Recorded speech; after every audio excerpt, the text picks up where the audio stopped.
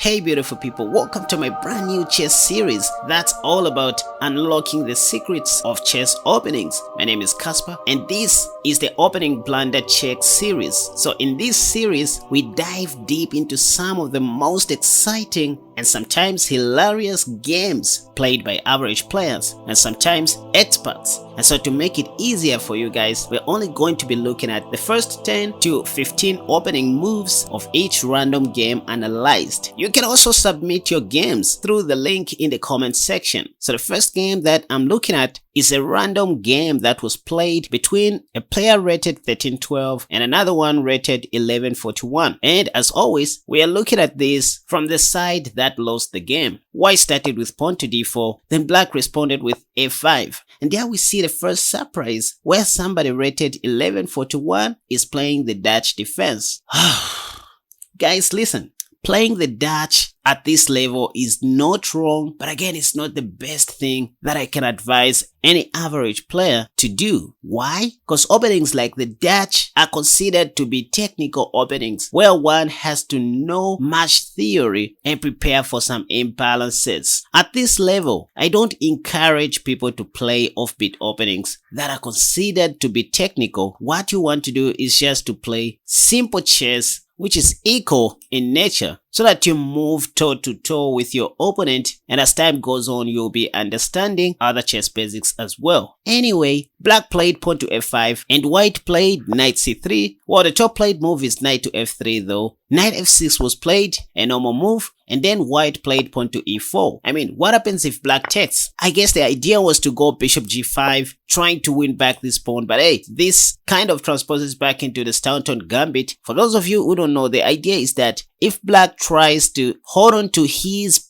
extra pawn, he loses the whole game due to bishop takes f6, and whichever pawn you take back with, let's say e takes f6, white can simply go queen h5 check, also attacking your pawn on d5, so that at the end of the day, they may be able to get back their pawn with tempo, leaving you with so many weaknesses on the king side and a very bad pawn structure. Worse off, if you exchange queens very early, you'll be forced to defend your c7 pawn like this and probably lose another pawn. So this is not a situation you want to find yourself in. I believe this was the whole idea of playing pawn to e4 on the third move. But hold on, the best way to play the Staunton Gambit against the Dutch defense is to go pawn to e4 right away on move 2. This carries with it the same idea that after fe happens, now you go knight c3 as if you want to get back your pawn, right? And if black played knight to f6, now you as white,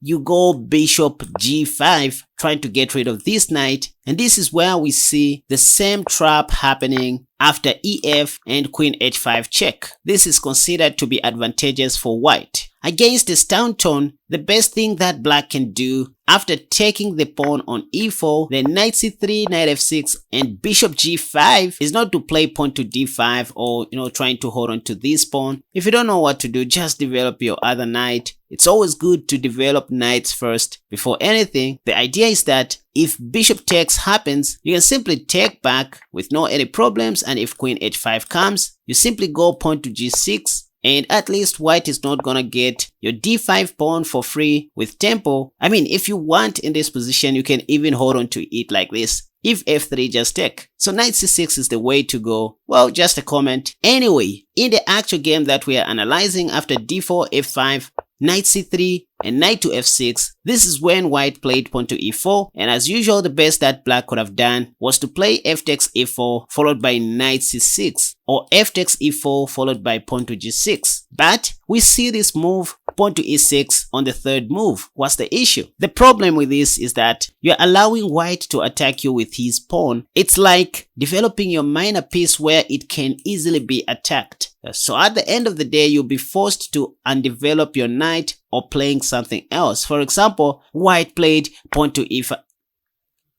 No ways.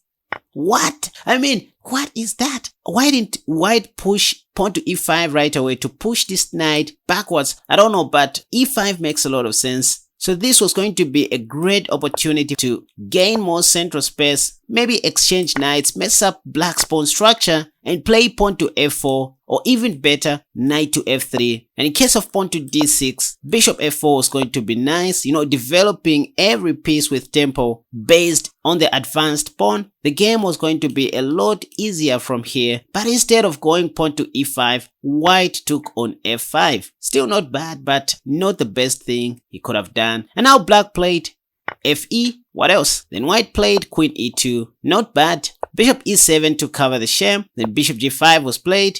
Castle shot. Great. It's always good to put your king to safety given a chance. Then white castled long.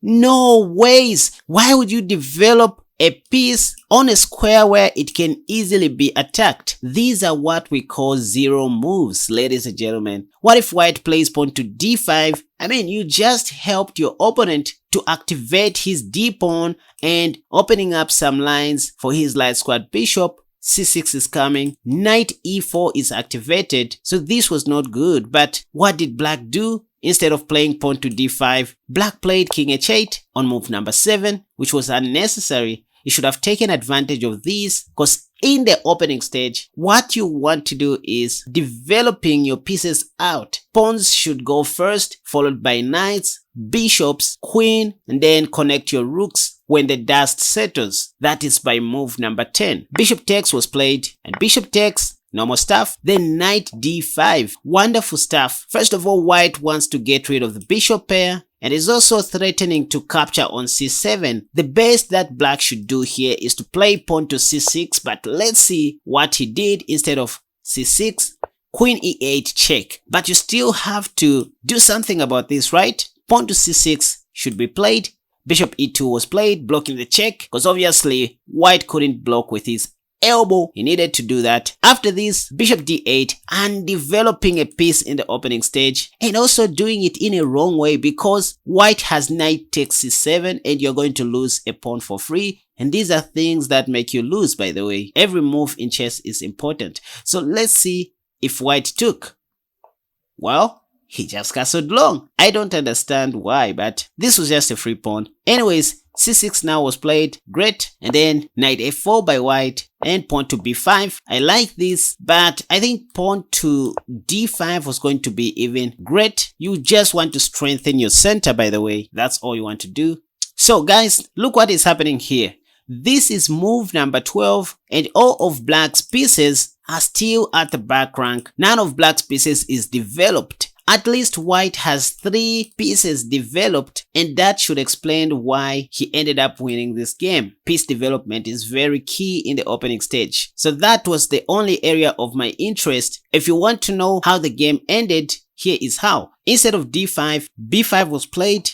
Queen b3, bishop g5, pinning the knight to the king. Knight h3 was the best defense, but white played bishop h5, a very terrible blunder, by the way. Why is this a blunder? Because this bishop is only defended by a piece which is under attack and pinned. So black could have just taken the bishop, or at best get rid of the defender of that bishop first with check, and then grab a free bishop. This is the result of poor piece coordination. Your piece is pinned, and on top of that you use it as a defender of another piece. So you need to understand that pinned pieces can't move. Anyway, this was a blunder, but black, out of fear, played queen e4 due to lack of patience, and he even hanged mate in 1, by the way. A case of lack of board vision.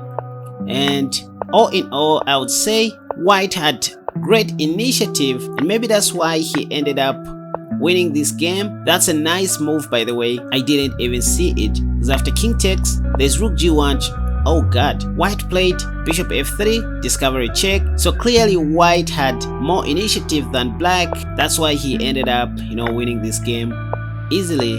And this is how the game ended. Right, for today, this is where we end. Let me know what you think about this video series. If this doesn't get many reviews, or if it won't perform well on YouTube, I'll be glad enough to change and start a new chess series that will be more beneficial to my audience, because I always want to try out something new on my channel. Let me know what you think in the comment section down below, and be sure to subscribe, hit the like button. Boom! See you next time.